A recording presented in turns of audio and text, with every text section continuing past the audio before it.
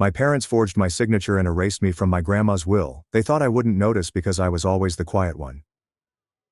They took my name off the house my grandmother left me. They forged my signature, sold the lie to my sister and assumed I'd never notice, because I never caused trouble. But this time, I didn't stay quiet. This time, I became the storm they never saw coming. My name's Emily, and I'm 29 years old. If you met my family, you probably wouldn't notice me at first. And if you asked them to describe me, they'd say something like, she's quiet, keeps to herself. Or worse, she doesn't need much. Sounds harmless, right? Like I'm the easy one, the low-maintenance daughter, the one who doesn't cause problems. But let me ask you something. What happens to the kid who never causes problems?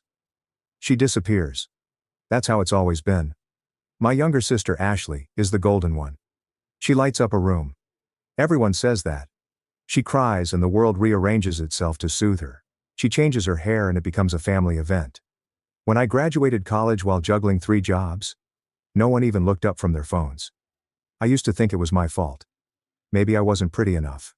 Maybe I wasn't expressive enough. Maybe I just didn't shine the right way.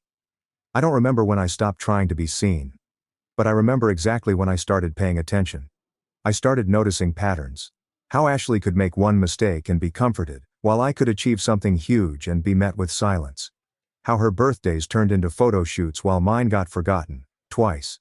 And still, I stayed quiet, reliable, present.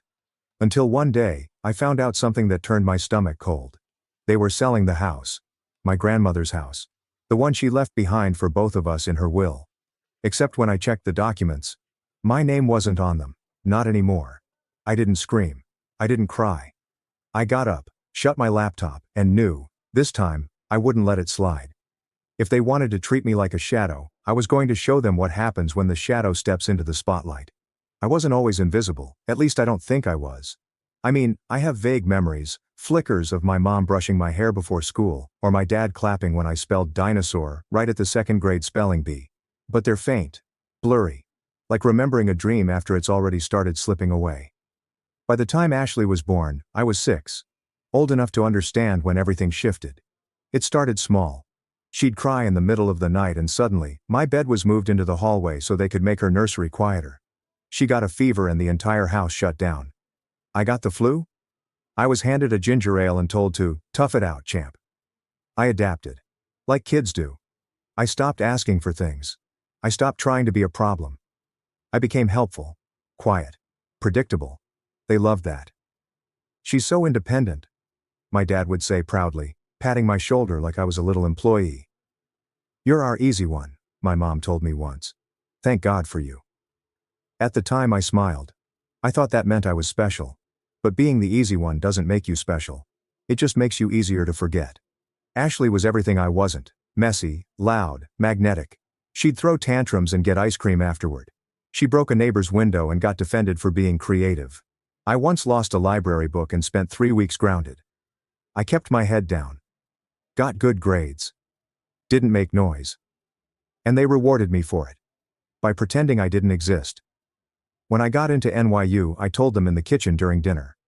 Ashley had just gotten her learner's permit. She held it up for everyone to see, and suddenly the whole evening was about how proud they were of her. No one asked me what I'd study. No one mentioned it again. I didn't cry. Instead, I got a second job to save for the deposit. When I moved out, no one helped me pack. Ashley had cheer tryouts. My mom was busy with hair appointments. My dad texted, "Good luck, kiddo." And that was that. College was the first time I felt air in my lungs. The first time I spoke and someone actually listened. Professors saw me. Friends invited me places. Roommates asked about my life. It was dizzying, honestly, to feel seen. I called home every Sunday out of habit. They'd ask, "How's school?" And I'd start to answer. But then Ashley got accepted into a sorority, or had a new boyfriend, or dyed her hair purple, and suddenly, my updates became background noise. By junior year, I stopped calling. When I graduated summa cum laude, I mailed the announcement card. Just one envelope, no response. Ashley was going on a graduation trip to Cabo. It was all over Facebook. So I stopped expecting things. I learned to fill the gaps myself. Holidays? I worked doubles? Birthdays? I bought myself a cupcake and lit the candle. When I got promoted at work, I celebrated with my cat. But here's the thing no one tells you about being the strong one. Eventually they stop checking if you're okay. Because they assume you always will be. Ashley could fail a class and it was a family crisis. I could get promoted twice in 1 year and hear nothing but silence. The only person who ever noticed me was my grandmother. She was quiet too, in the same way I was. Gentle, observant, sharp behind the eyes. She was the only person who remembered my birthday without Facebook. The only person who asked questions and waited for the answers. When I told her about my promotion, she cried. She said, "They don't see you, but I do." She was the first person who ever said that out loud. She passed away 2 years later. At the wake, everyone was there, all dressed in muted grays, crying in public like it was a performance. My dad gave a eulogy that sounded like it came from a Hallmark card. Ashley sobbed loudly. Her makeup ran. People handed her tissues like she was the leading actress in some grief production. I just sat in the third pew, hands folded. Tears silent. She had left us something, her house. The place we all grew up in. The one with the green shutters and creaky porch swing. She said it would go to both of us. Me and Ashley. Equally. That was in the will. I saw it. But last month I overheard something that made my stomach flip. Ashley was showing a friend photos of a renovation. New backsplash, hardwood floors, a walk-in closet. "It's going to be mine," she said casually. "We're listing Emily as having declined the inheritance. Made everything easier." I laughed. I thought it was a joke. Then I checked the county records. My name was gone. I hadn't declined anything. I hadn't even been informed. That was the moment. The fracture. The match hitting dry kindling. I wasn't the invisible daughter anymore. I was the forgotten one. Erased. Silenced. And I was done playing that role. I didn't confront anyone. Not right away. That's the thing about people who've been overlooked their whole lives. We learn how to wait. We watch. We collect receipts while everyone else forgets we're even in the room. So I waited. I smiled through family group chats where Ashley posted house inspo like she was Joanna Gaines. I nodded along to my mom's passive little comments like, "Well, you always said you didn't want a big house, right?" Or, "Losing the house probably takes a weight off your shoulders." I hadn't said either of those things. What I had said, months ago, was that I was too swamped at work to think about moving right now. That was it. That one sentence had apparently become their legal justification for pretending I didn't exist. Fine, if they wanted to play the game that way, I could too. Except I wouldn't play it loud. I'd play it smart. I started with the will. My grandmother's attorney was retired, but still lucid, still sharp. He remembered me. I drove out to the edge of town and sat in his dusty little office while he dug through a file cabinet older than the internet. When he found the copy, he frowned. "She was very clear," he said. 50-50 split between you and your sister." "Can I get a certified copy?" I asked. He nodded. "You'll want that." The next stop was the county clerk's office. I requested the title History on the property, acting casual, like I was just curious. The woman behind the desk printed it out for me with a tight smile. And there it was. My name had been removed. The date? 2 months after Grandma died. Signed. Witnessed. Processed. But the signature wasn't mine. It was my name. But it wasn't my handwriting. Not even close. My hands were cold as I stared at the page. They didn't just forget to include me. They forged my consent. I walked out of the clerk's office shaking. Not with fear. With adrenaline. The kind of slow, seething charge that builds when something snaps after too many years under pressure. This wasn't just favoritism anymore. It was fraud. And that changed everything. I called a lawyer the next day. Her name was Dana. Calm. Surgical. No nonsense. The kind of woman who could dismantle a family legacy with one well-worded letter. She reviewed the documents I brought her and didn't even blink. "They're banking on the fact that you wouldn't notice, or if you did, you wouldn't push back." "They're wrong," I said. "Good," she replied, sliding me a stack of forms. "Let's make them remember." We filed for a formal title dispute and launched a forensic handwriting review. I signed affidavits. I authorized contact with the attorney who'd handled the will. I gave her permission to subpoena digital correspondence if needed. Dana worked fast. Quiet. Lethal. And then, I waited. That was the hardest part. Not screaming. Not posting about it. Not texting my sister something unhinged at 2 a.m. But I stayed silent. Because I wanted them to feel safe for just a little bit longer. I wanted Ashley to keep uploading paint swatches to her Instagram story. I wanted my parents to keep forwarding emails about investment opportunities tied to a house they no longer legally owned. I wanted them to have no idea that the ground beneath them had already started shifting. 3 weeks later, the first letter went out. A cease and desist to my parents. One to Ashley. Another to the real estate agent they were working with. The calls started the next day. I didn't answer. Instead, I sat in my living room with a glass of wine and watched as voicemail after voicemail stacked up on my phone. First my mom, then my dad, then Ashley. Her message was a masterpiece of faux confusion. Emily, hey, we didn't know you'd care about the house. You always said you didn't feel connected to it. Why are you doing this? I didn't respond. Not yet. Because the forensic analyst called that afternoon. It's not your handwriting, he said plainly. And it doesn't even match previous samples. It looks like someone copied your name off an old signature and tried to trace it. He paused. Whoever did this wasn't being careful. They assumed no one would ever look. They were half right, I said. Until now. I forwarded the results to Dana. The next letter we sent was a formal demand to restore my name on the title. Pending that, we reserved the right to pursue criminal charges. Dana drafted every word with surgical precision. The day it hit their inbox, everything went silent. No calls, no texts, no family updates about Ashley's new backsplash. Just dead air. And I liked it that way. It happened on a Sunday. The kind of day you'd expect to be quiet, slow, safe. I was halfway through cleaning out my fridge when the buzzer rang. I didn't recognize the number. I ignored it. It buzzed again. Then my phone lit up with a text. We're downstairs. We just want to talk. My mom. I froze. I hadn't seen them in person since the funeral. Even then, it had been brief, awkward, sanitized. A handshake of grief. Nothing honest. I thought about not answering. But then again, I wasn't hiding. Not anymore. So I went downstairs. They were waiting by the curb. My mom in her sunglasses, the kind she wears when she wants to look composed. My dad standing beside her like a statue that forgot how to be human. And Ashley, leaning against the car, arms crossed, like she was bored. I didn't say anything. I didn't need to. We didn't know, my mom started, her voice breathy. About the paperwork. We had no idea someone forged. You signed it, I said flatly. All of you did. She looked startled. It was just. We thought maybe it'd be easier. For everyone. Easier? I repeated. Easier to pretend I didn't exist? Ashley jumped in. You were never around, Emily. You moved away, you never came home. You made it clear you didn't want to be part of things. No, I said. Calm. Even. I stopped coming home because home stopped including me. They didn't respond to that. Not right away. My dad finally cleared his throat.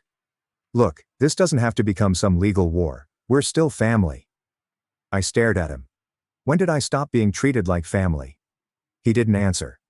My mom reached out like she might touch my arm, but I stepped back. Not dramatically. Just enough to say no. You didn't just forget me, I continued. You rewrote the script and edited me out. We thought you'd be okay, she said softly. You always are. That was the sentence. The one that cracked something open. Because that's what it always came down to, right? I was strong, so they didn't need to care. I was stable, so they invested in the chaos instead. I was quiet, so they mistook it for consent. I'm not here for an apology, I said. I don't need one. And I don't believe it would be real anyway.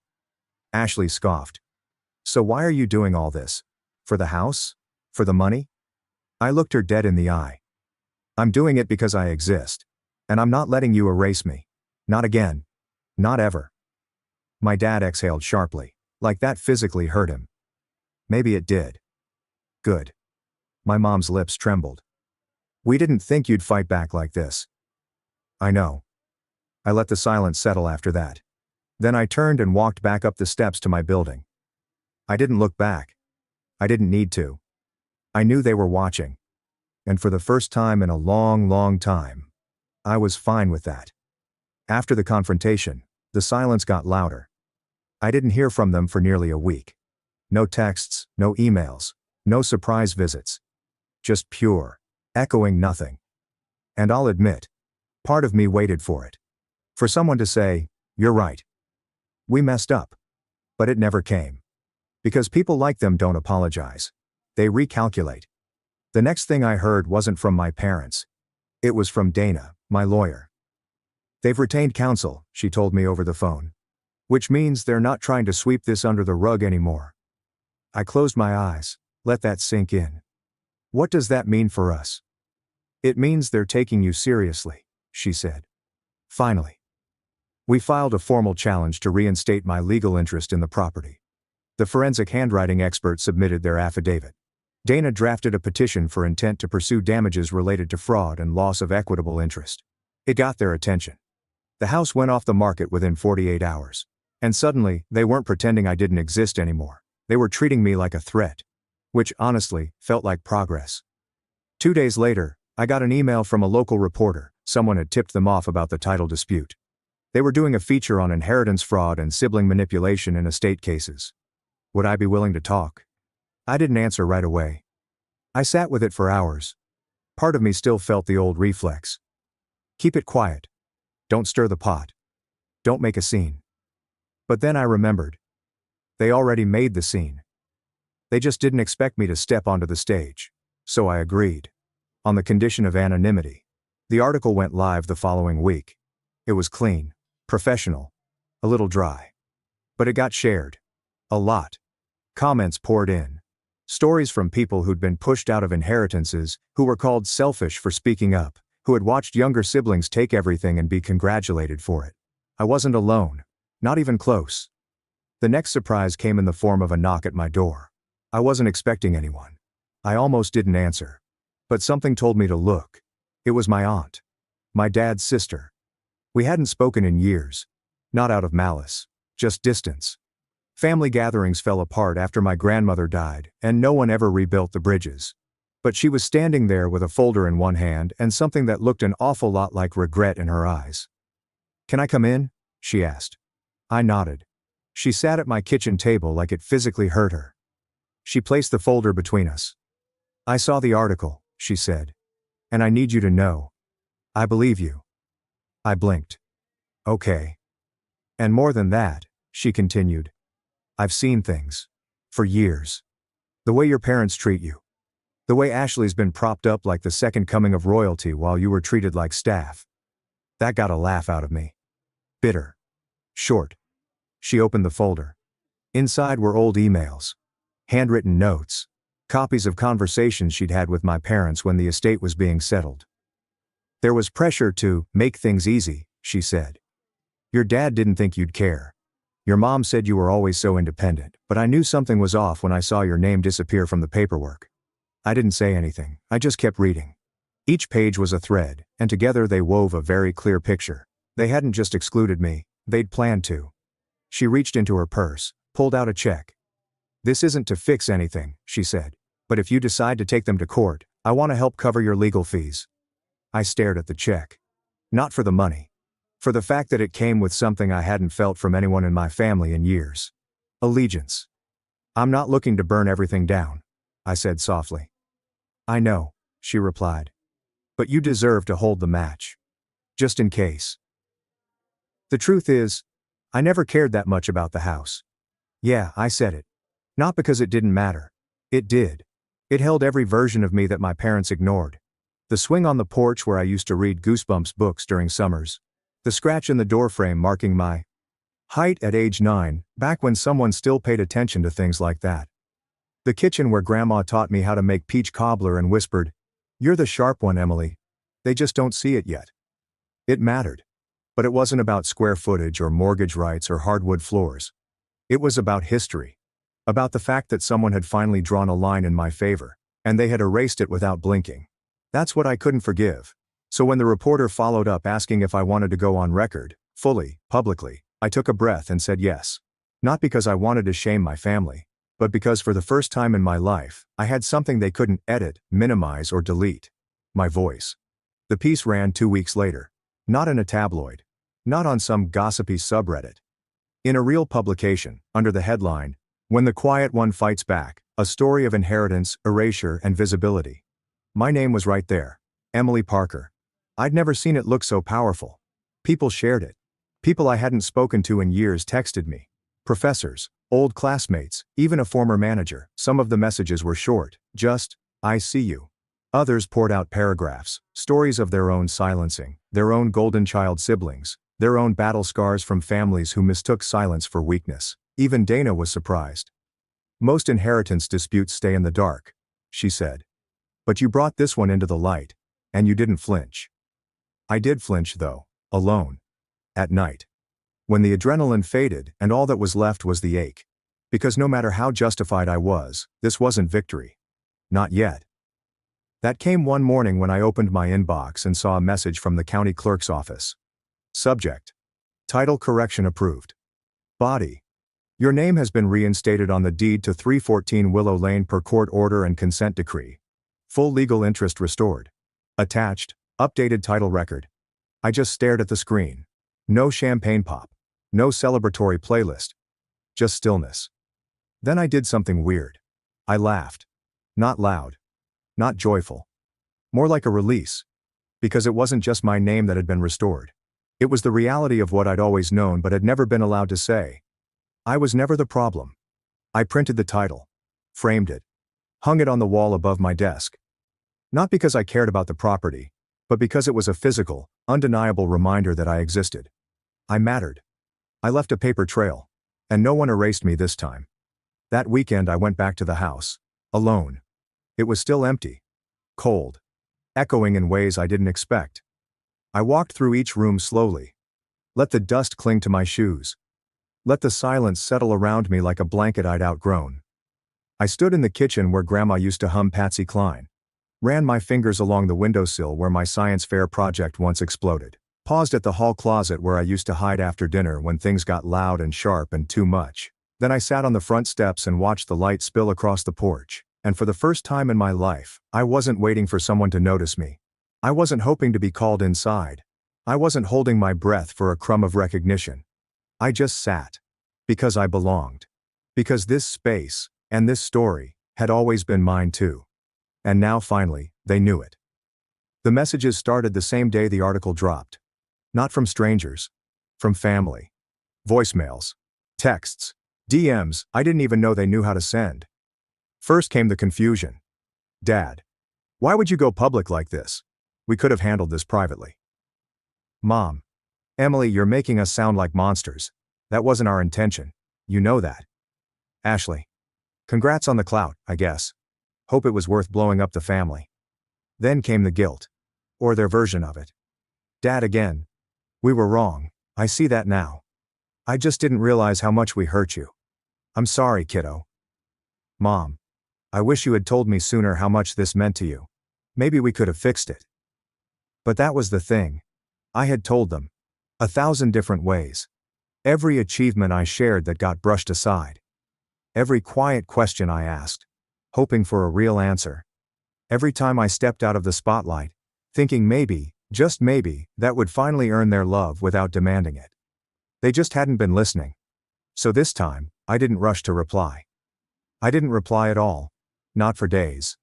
I spent that weekend cleaning out old folders, unsubscribing from junk emails, and reorganizing my bookshelf.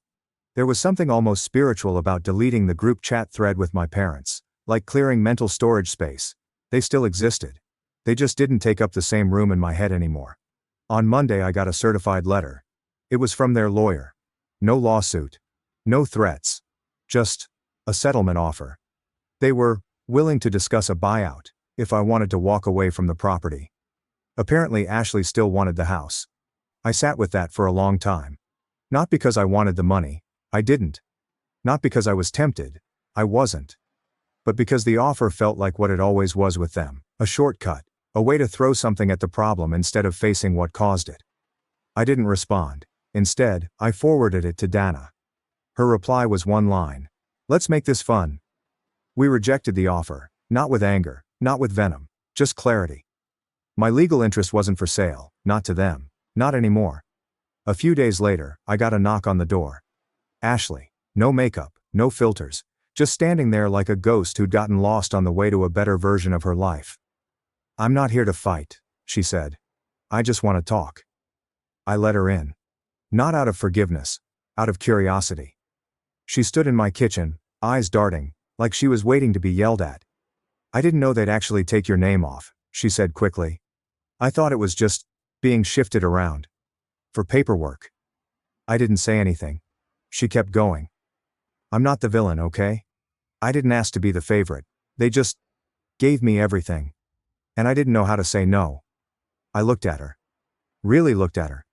And for the first time, I realized she wasn't proud. She was terrified. Because if I was no longer invisible, then she was no longer untouchable. She stepped toward me. "So what happens now?" I shrugged. "I keep doing what I've always done, just louder this time." She looked down. "Do you hate me?" I paused. "No," I said truthfully. "But I don't trust you either." She nodded slowly, like she understood. Then she handed me an envelope. "From Mom and Dad. It's... well, you'll see." She left. Quietly. Like she finally understood what that word actually felt like. Inside the envelope was a card. Hallmark, obviously. Gold lettering. Faux sincerity. The message inside was handwritten. Not forged this time. "We don't know how to fix what we broke, but we want to try. Please don't shut us out. Mom and Dad." I placed the card on my desk, didn't throw it out, didn't frame it, just let it sit there. Because I wasn't looking for redemption. And I definitely wasn't asking for repair. I had already done the hardest part, choosing myself, even when they didn't. And some bridges aren't meant to be burned, they're meant to be walked away from, calm, proud, on your own 2 feet. I kept the card, not because I needed it, but because it reminded me how far I'd come. At one point in my life, a gesture like that would have cracked me open. I would have clung to it, read into it, replayed it in my head until it morphed into something it never was. I would have mistaken it for love. Now? It was paper. Paper with some ink and a few decades too late. Because here's the truth. Closure isn't something they give you. It's something you build. And I was already building mine. A few weeks after the title was restored, I got invited to speak at a community workshop. It was on estate literacy, not a flashy topic, but one that hit home for a lot of people who'd been blindsided the same way I had. I almost said no. But then I thought about how many people out there were like me. The quiet ones, the dependable ones, the ones who got cut out not just from property, but from memory. So I said yes. The room wasn't packed. Maybe 20 people, mostly older, some with notebooks, some just there to listen. But when I told my story, the real story, not the headline version, they leaned in. And for the first time, I felt what it meant to not just exist in someone's life, but to be witnessed. After the talk, a woman came up to me in tears. "My brother took everything," she said. "They said I didn't need it. But I needed someone to tell me I wasn't crazy."